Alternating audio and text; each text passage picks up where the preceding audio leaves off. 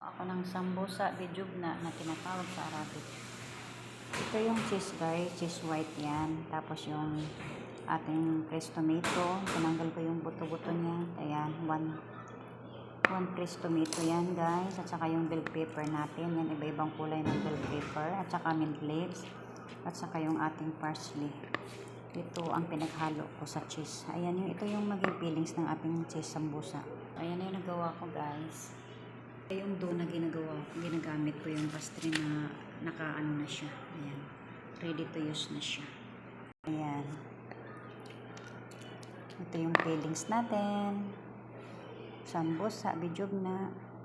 So ito na yung nagawa ko guys. So magrarab na tayo ngayon ng oil, water, at saka milk. So irarab natin dito sa ating sambusa, bijugna. Ayan guys. Dapat dandahan lang para hindi tumulo dyan sa baba. Kasi pag tumulo sa baba guys, yun ang dahilan ng masusunog yung ating sambusa. So then, aadin ako ng sesame seeds sa ating top ng ating sambusa guys. So ayan guys, nag-add ako ng sesame seeds sa ating top ng ating sambusa. Ayan yung sesame seeds guys.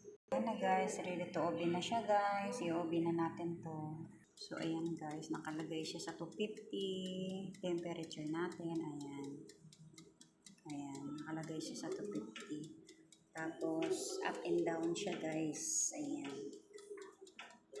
20 minutes lang siya. So, ayan lang guys.